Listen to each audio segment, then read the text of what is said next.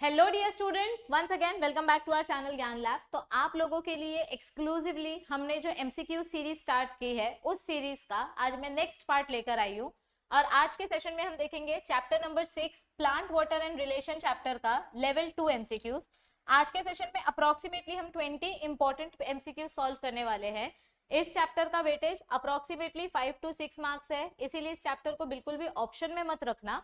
कुछ सिंपल से एमसीक्यूज हैं, कैसे सॉल्व करना है वो मैं आपको बता दूंगी, तो आपकी जो इस चैप्टर को लेकर डिफिकल्टी है वो और इजी हो जाएगी।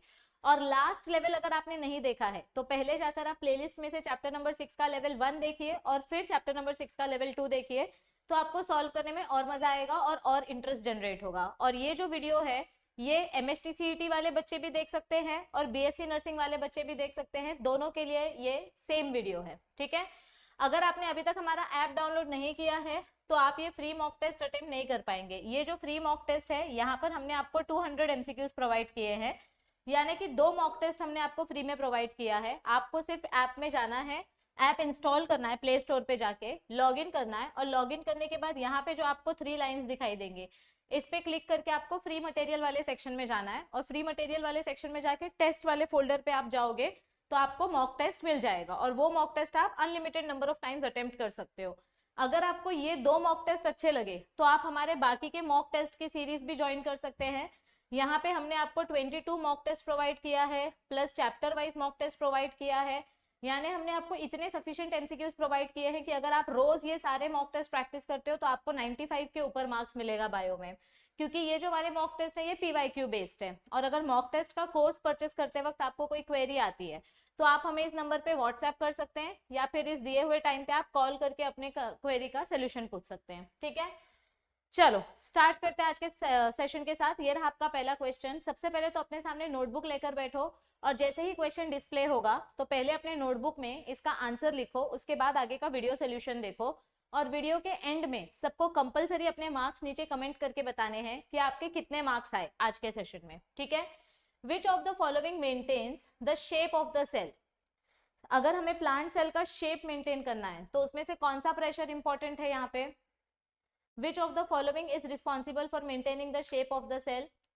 ऑस्मोटिक प्रेशर की वजह से वाटर एब्जॉर्प्शन होता है, वॉल प्रेशर अपोजिट डायरेक्शन में आता है। ये मेरा प्लांट सेल है, अपोजिट डायरेक्शन में वॉल प्रेशर अप्लाई होगा, मतलब this is turgor pressure, sorry this is turgor pressure, this is wall pressure, दोनों अपोजिट डायरेक्शन में आता है। तो वॉल प्रेशर की वजह से शेप मेंटेन नहीं होता है, टर्गर प्रेशर की वजह से शेप मेंटेन होता है, क्योंकि टर्जिडिटी क्या करती है, ये हमारे सेल को एक्सपांड करके रखती है।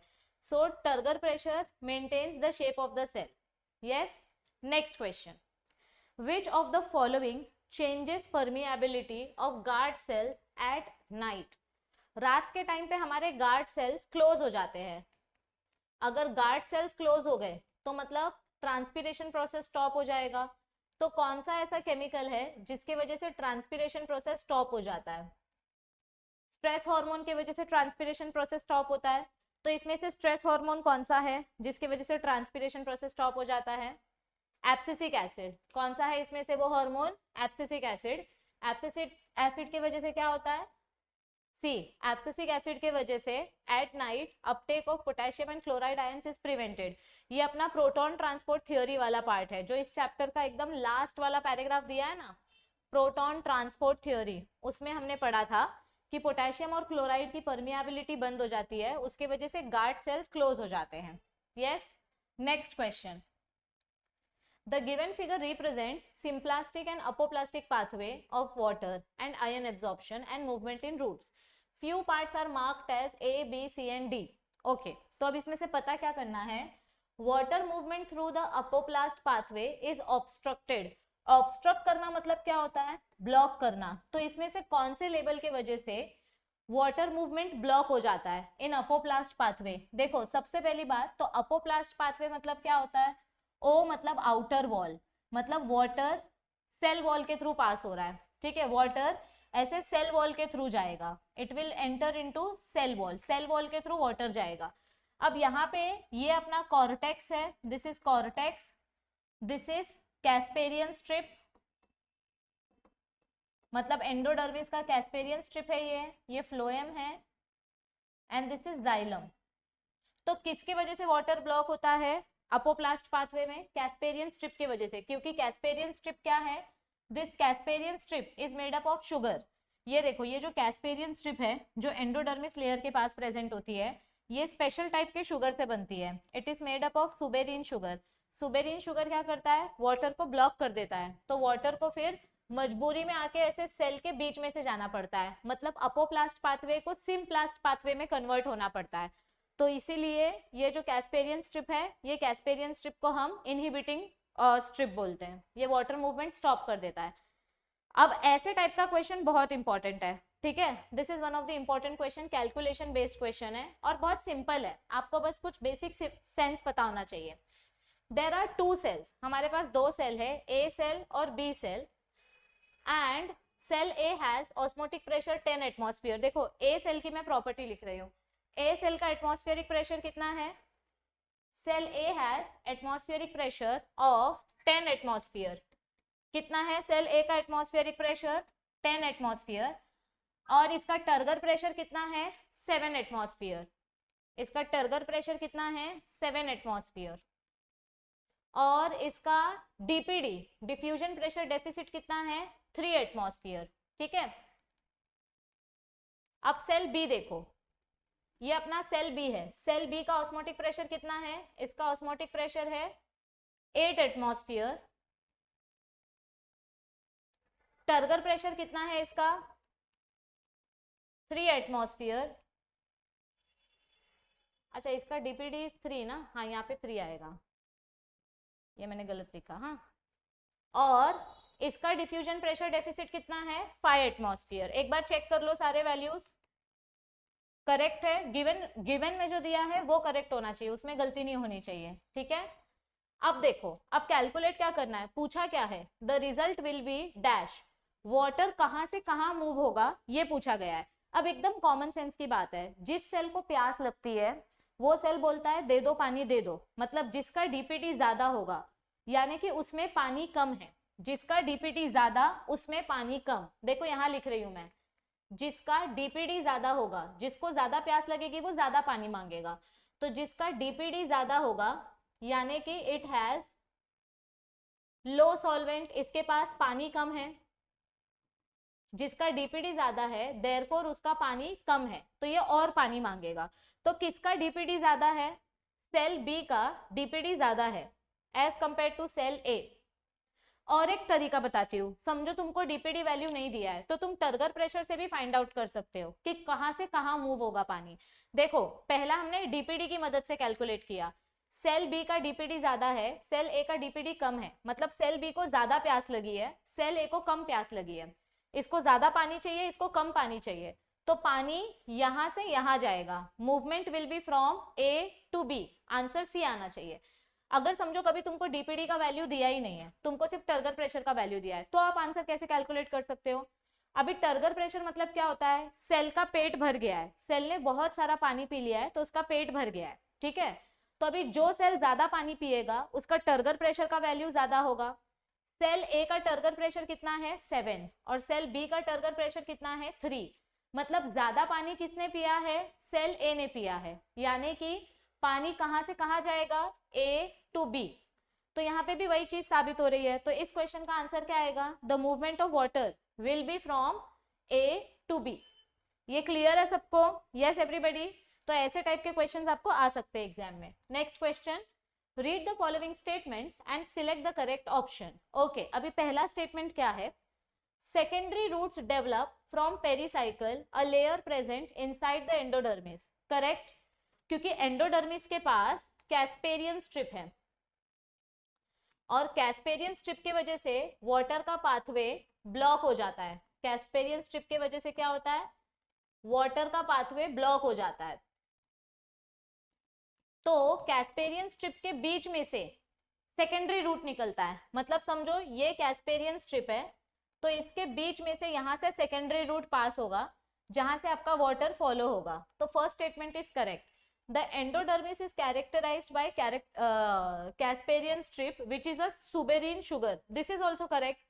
एंडोडर्मिस के पास कैस्पेरियन स्ट्रिप है और कैस्पेरियन स्ट्रिप किससे बना है, सुबेरिन शुगर से बना है। तो यहाँ पे दोनों स्टेटमेंट्स करेक्ट है।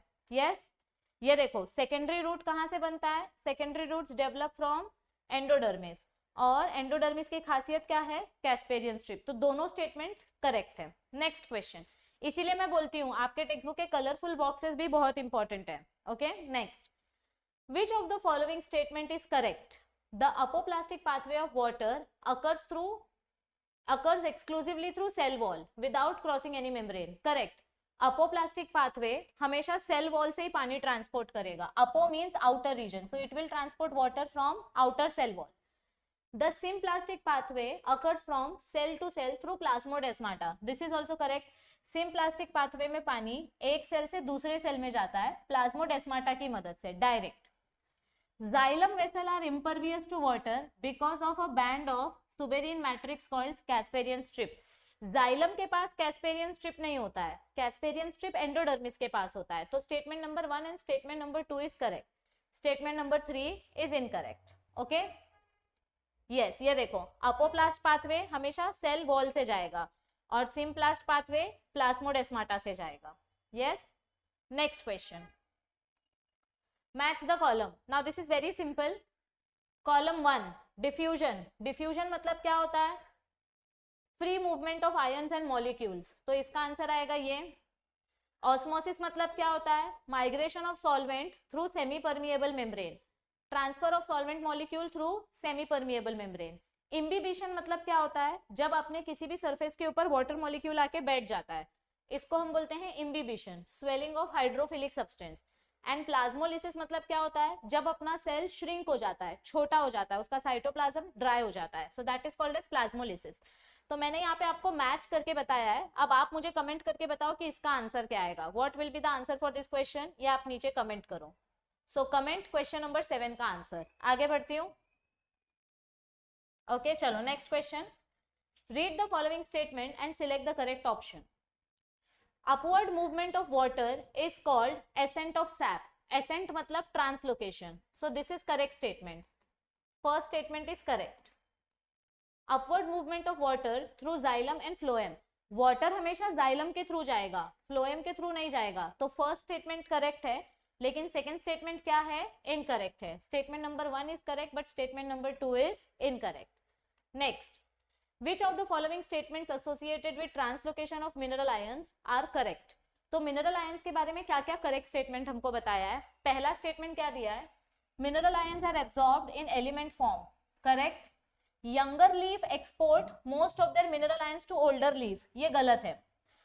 जो पुराना लीफ होता है, ओल्ड लीफ होता है, वो अपना मिनरल यंग लीफ को देके जाता है. उल्टा नहीं होगा. यंग लीफ तो अभी आया है, तो वो अपना मिनरल कैसे ओल्ड लीफ को देगा. Potassium, sodium, nitrogen and phosphorus are most readily mobilised elements. Correct. मतलब ये एलिमेंट्स ओल्ड लीफ से न्यू लीफ में ट्रांसफर हो जाते हैं. कुछ ऐसे एलिमेंट्स होते हैं जो बिल्कुल भी मोबिलाइज नहीं होते हैं, like calcium. So this is also correct. So statement number 1, 3 and 4 correct. Minerals are absorbed in element form. Statement number 3 and 4 are correct. Statement number 1 incorrect बताया है. ये देखो क्या दिया है, minerals are absorbed in most readily this. Minerals are absorbed in the form of, ये statement क्या आएगा, लेट मी चेक. हाँ, यहाँ पे देखो ये वाला स्टेटमेंट मैंने गलती से करेक्ट बोल दिया था, ये करेक्ट नहीं आएगा. मिनरल्स कौन से फॉर्म में एब्सॉर्ब होते हैं, डिसॉल्व्ड फॉर्म में एब्सॉर्ब होते हैं. They are not absorbed in element form, they are absorbed in dissolved form, यानी कि आयोनिक फॉर्म में एब्सॉर्ब्ड होते हैं. सो इसीलिए ये स्टेटमेंट भी इनकरेक्ट आएगा. कभी कभी घाई घाई में ध्यान नहीं रहता है, तो ऐसे आप मेरे जैसी गलती कर सकते हो, इसीलिए प्लीज ध्यान से पढ़ना. ठीक है, चलो next question. Question number 10. Match the column 1 with column 2 and find out the correct option from the codes given below. Okay, चलो देखते हैं. आइसोटोनिक सोल्यूशन मतलब क्या होता है, जहां सॉल्ट और सल्यूट और सॉल्वेंट का लेवल इक्वल होता है. Solute equals to solvent. So ऐसे सोल्यूशन को आइसोटोनिक सोल्यूशन बोलते हैं. 2 solutions have same osmolarity. So इसका आंसर क्या आएगा, 4. हाइपोटोनिक मतलब क्या होता है, यहाँ पे सॉल्यूट कम होगा, solute will be less, so solution is more dilute. Correct. जब डाइल्यूट सॉल्यूशन होता है तो उसको हाइपोटोनिक बोलते हैं. हाइपरटोनिक मतलब क्या होता है, जब ज्यादा सॉल्यूट प्रेजेंट है, when the solute is more. happens due to when external solution is having high osmotic concentration, यानी ज्यादा solute present है. एंड डीप्लाज्मोलिसिस मतलब क्या होता है, हमारा जो प्लाज्मोलाइज्ड सेल है वो फिर से वाटर एब्जॉर्ब कर लेता है. It happens due to endosmosis, मतलब समझो मैंने ग्रेप्स में से पानी निकाल दिया तो वो हो गया प्लाज्मोलिसिस. अब मैंने वो जो ग्रेप्स में से पानी निकालने के बाद जो किशमिश बचा, उस किशमिश को मैं फिर से पानी में रखूंगी तो वो फिर से पानी एब्जॉर्ब कर लेगा, तो दैट विल बी डीप्लाज्मोलिसिस. तो इसका आंसर क्या आएगा, option number B. Next question, based on the figure given below which of the following statement is not correct. आपको wrong statement बताना है. अभी ये जो पिक्चर है, ये पिक्चर हमको ऑस्मोसिस बता रही है कि यहाँ पे ऑस्मोसिस हो रहा है. अब ऑस्मोसिस के बारे में हमको एक चीज पता है, ऑस्मोसिस में क्या होता है, transfer of solvent, transfer of solvent from high water concentration to low water concentration. मतलब जहां पे ज्यादा पानी है वहां से ये कम पानी की तरफ जाएगा, high water concentration to low water concentration. तो इधर देखो, ज्यादा पानी कहाँ पे है, ए में, और कम पानी कहाँ पे है, बी में.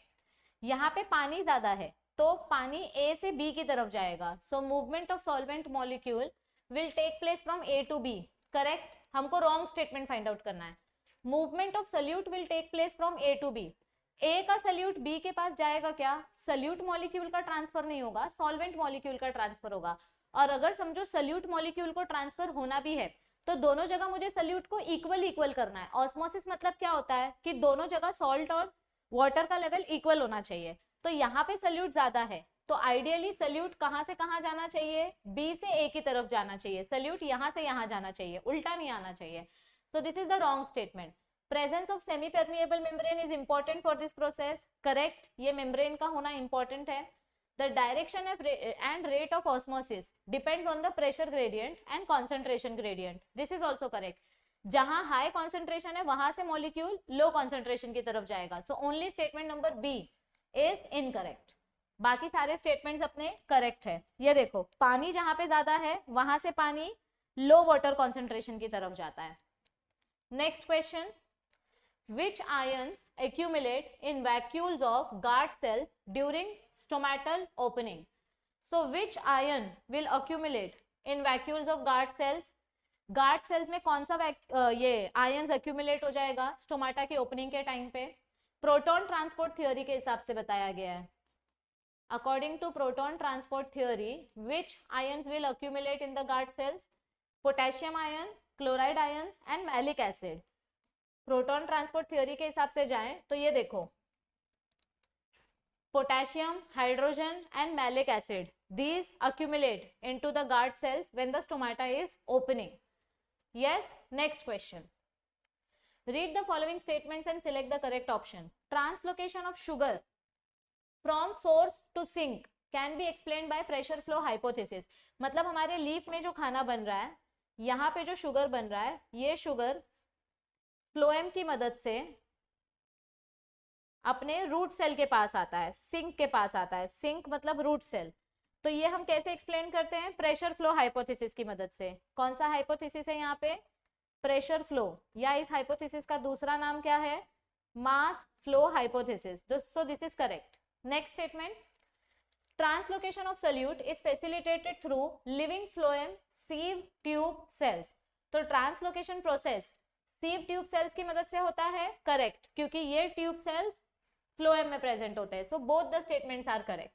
ये देखो यहाँ पे बताया गया है, सोर्स से सिंक के पास आ रहा है. कैसे आ रहा है, प्रेशर फ्लो हाइपोथेसिस की मदद से.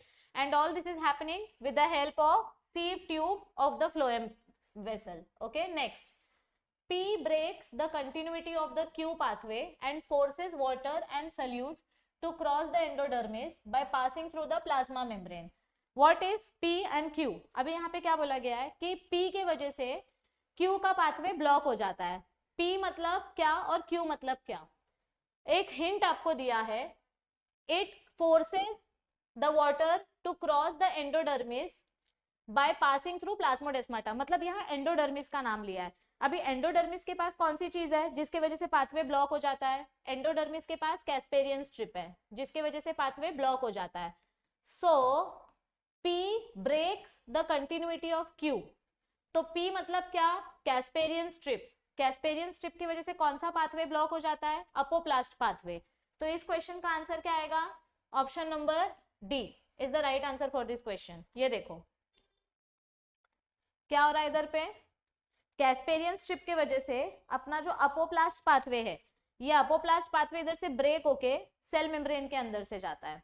Yes, next question, plasmolysis occurs. आपको इसमें से बताना है कौन सा स्टेटमेंट ट्रू है। Plasmolysis occurs when water move into the cell.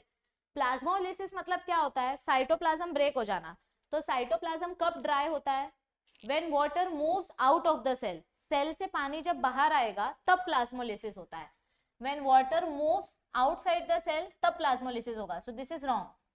Turgor pressure is never zero in a plasmolysed cell. Correct. Turgor pressure मतलब क्या होता है? सेल का पेट भर जाना।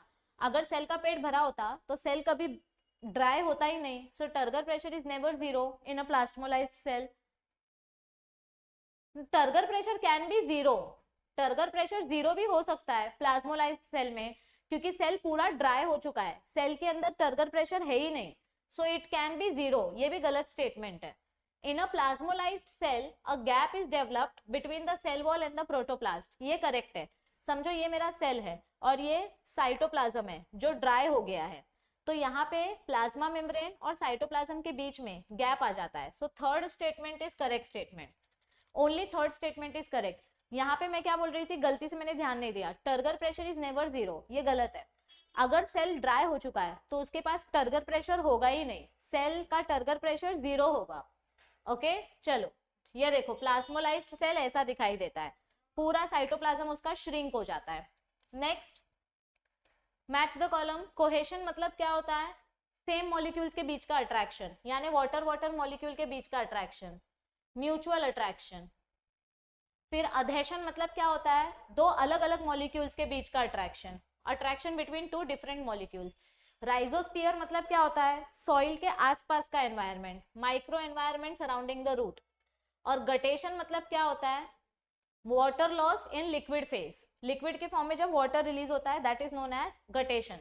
तो अब मुझे बताओ इसका आंसर क्या आएगा। क्वेश्चन नंबर 7 का आंसर आपको कमेंट करना है, क्वेश्चन नंबर 16 का आंसर आपको नीचे कमेंट करके बताना है। चलो next question, pick out the wrong statement. अब इसमें से आपको रॉन्ग स्टेटमेंट बताना है। Apoplast is the system of adjacent cells, cell walls that is continuous throughout the plant. Apoplast is the system of adjacent cell wall. Correct. Endodermis is impervious to water, passes across through living cell to other living tissue through a plasmodesmata. ये correct भी हो सकता है, नहीं भी, क्योंकि endodermis के पास कैस्पेरियन स्ट्रिप है। कैस्पेरियन स्ट्रिप की वजह से एंडोडर्मिस वाटर को अलाउ नहीं करता। सो ये स्टेटमेंट राइट है। In apoplast pathway, water passes across from the living cell to other living cell through plasmodesmata. ये wrong statement है ना, आपको wrong statement find out करने बोला है। अपोप्लास्ट पाथवे में सेल वॉल के थ्रू पानी जाता है, प्लाज्मोडेस्माटा के थ्रू पानी नहीं जाता है। So only third statement is incorrect. ये दोनों स्टेटमेंट्स हमारे करेक्ट स्टेटमेंट्स हैं। यस, ये देखो, in apoplast pathway water moves through cell wall, in symplast pathway water moves through plasmodesmata. Next, A and B are two adjacent living cells. The cell A has water potential of -9 bar, whereas cell B has water potential of -8 bar. What will be the direction of water movement? अभी water potential मतलब क्या होता है, ध्यान से सुनना। water potential मतलब क्या होता है? प्योर वाटर का वाटर पोटेंशियल हमेशा जीरो होता है। आप वाटर में, प्योर वाटर का वाटर पोटेंशियल क्या होगा? जीरो होगा। आप वाटर के अंदर जितना सल्यूट ऐड करते जाओगे उतना उसकी पोटेंशियल वैल्यू माइनस होते जाएगी। समझो इसमें मैंने एक सल्यूट ऐड किया तो इसकी वैल्यू हो जाएगी -1। इसमें मैंने 2 सल्यूट मॉलिक्यूल्स ऐड किए तो इसकी वैल्यू हो जाएगी -2। तो यहाँ पे ज्यादा सल्यूट कौन से वाटर में है और कम सल्यूट कौन से सेल में है? ये देखो, ये मेरा ए वाला सेल है, ए सेल का वाटर पोटेंशियल कितना है? -9 बार, और बी सेल का वाटर पोटेंशियल कितना है? -8 बार। मतलब ए वाले सेल के पास सल्यूट ज्यादा है और बी वाले सेल के पास सल्यूट कम है। अब जहां पे सल्यूट ज्यादा है पानी वहां जाएगा, जहां पे सल्यूट ज्यादा है पानी वहां जाएगा ना, हमको सल्यूट और सॉल्वेंट का लेवल इक्वल करना है। तो वाटर कहां से कहां मूव होगा, वाटर कहां से कहां मूव होगा, जहां सल्यूट ज्यादा है वहां वाटर मूव होगा। So water will move from B to A. यहाँ पे सल्यूट ज्यादा है, यहाँ पे सल्यूट कम है, मतलब जहां सॉल्ट ज्यादा है पानी वहीं पे जाएगा। So water will move from B to A. ये देखो, जहां पे सल्यूट ज्यादा होता है पानी हमेशा उसी डायरेक्शन में जाता है। ये देखो डायरेक्शन दिखाया है आपको वाटर का। Next, in a flaccid cell, flaccid cell मतलब फ्लैट सेल, जिसके पास पानी बिल्कुल भी नहीं है। तो जिसके पास पानी नहीं होता है उस सेल का टर्गर प्रेशर 0 होता है। तो उस सेल का डीपीडी क्या होगा, DPD will be greater than osmotic pressure या DPD will be equal to osmotic pressure. Osmotic pressure मतलब वाटर एब्जॉर्ब करने की कैपेसिटी एंड वाटर को रोकने की कैपेसिटी। अगर टर्गर प्रेशर 0 है तो DPD will be equal to osmotic pressure, और अगर डीपीडी 0 है तो turgor pressure will be equal to osmotic pressure. Yes, in a flaccid cell DPD is equals to osmotic pressure. ये आपको मैंने फॉर्मूला लर्न करने बोला है। And last question for today, the water potential and osmotic potential of pure water respectively are. मैंने अभी just आपको बताया प्योर वाटर का वाटर पोटेंशियल क्या होता है, 0 होता है। प्योर वाटर का वाटर पोटेंशियल क्या होता है, ये देखो, प्योर वाटर का वाटर पोटेंशियल 0 होता है। तो अगर वाटर पोटेंशियल 0 है तो WP is equals to OP। अगर ये 0 है तो ये कितना होगा, ये भी 0 होगा। तो बताओ इसमें से आंसर कौन सा ऑप्शन आएगा। Question number 7, question number 16 and question number 20। ये 3 क्वेश्चंस आपको नीचे कमेंट करके बताने हैं। Yes, okay.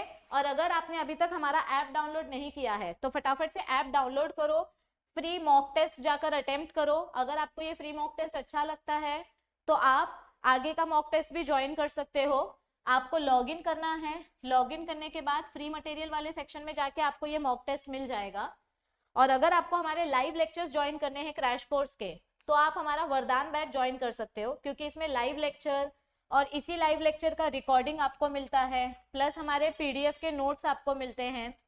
ओके, और प्लस यहाँ पर आपको 22 मॉक टेस्ट फ्री मिलते हैं, 22 मॉक टेस्ट फुल लेंथ वाले, plus chapter wise mock test भी आपको दिए जाते हैं। तो वरदान बैच में लेक्चर प्लस मॉक टेस्ट सब मिलेगा। और अगर आपको लेक्चर नहीं ज्वाइन करना है तो आप हमारा सिर्फ मॉक टेस्ट ज्वाइन कर सकते हो। यहाँ लेक्चर नहीं मिलेगा, सिर्फ मॉक टेस्ट मिलेंगे। जितना ज्यादा मॉक टेस्ट प्रैक्टिस करोगे उतने ज्यादा आपके मार्क्स आएंगे, क्योंकि ये जितने भी मॉक टेस्ट है सारे मॉक टेस्ट हमारे PYQs बेस्ड है, और सारे के सारे क्वेश्चंस हमने MST CET पेपर पैटर्न के हिसाब से सेट किए हैं। और अगर आपको कोर्स परचेस करते वक्त कोई क्वेरी है तो आप हमें इस नंबर पे व्हाट्सएप कर सकते हैं, या अगर आपको कॉल करना है तो आप इस पर्टिकुलर टाइम पे कॉल करके अपनी क्वेरी पूछ सकते हैं रिगार्डिंग कोर्स। अगर किसी बच्चे का कोई फाइनेंशियल इशू है या किसी को एक्स्ट्रा MCQ प्रैक्टिस करना है तो आप यूट्यूब पे से ये सारी प्लेलिस्ट फॉलो करो। यहाँ पे मैंने सारे CET के MCQs प्रैक्टिस कराए हैं, फिजिक्स का कंटेंट भी हमने आपको दिया है। हमसे जितना हो सकता है हम उतना आपकी हेल्प करने की कोशिश कर रहे हैं, बदले में हमें आपकी सिर्फ एक ही छोटी सी हेल्प चाहिए। जितना हो सके उतना इस वीडियो को शेयर करो, इस चैनल को शेयर करो, अपने फ्रेंड्स को बोलो चैनल को सब्सक्राइब करने के लिए, क्योंकि हमने अपने चैनल पे कम्युनिटी पोल्स अपलोड करना स्टार्ट किया है। मुझे अभी भी ज्यादा वोट्स दिखाई नहीं दे रहे, बहुत सारे बच्चे अभी भी कम्युनिटी पोल चेक नहीं करते हैं। हमारे चैनल का कम्युनिटी पोल चेक करो, क्योंकि यहाँ पे हम PYQ MCQs अपलोड कर रहे हैं। एक दिन में कम से कम 4-5 MCQs आते हैं, और ये MCQs आपके प्रैक्टिस के लिए बहुत अच्छे हैं। और आज के सेशन में मैंने जो 3 MCQs आपको कमेंट करने बोला है, क्वेश्चन नंबर कुछ तो था 6, question number 7, question number 16 and question number 20, वो 3 MCQs कमेंट करो, अपने मार्क्स नीचे कमेंट करो। और अगर आपको ये वीडियो अच्छी लग रही है तो आप इस सीरीज को कंटिन्यू करने के लिए नीचे कमेंट करो, तभी मैं आपके लिए नेक्स्ट सीरीज लेकर आऊंगी। तब तक प्लीज पढ़ाई करते रहो और अपनी तबियत का ध्यान रखो। I will see you all very soon. Till then please take care of yourself and please पढ़ना चालू करो, क्योंकि अभी नहीं तो कभी नहीं। Bye bye.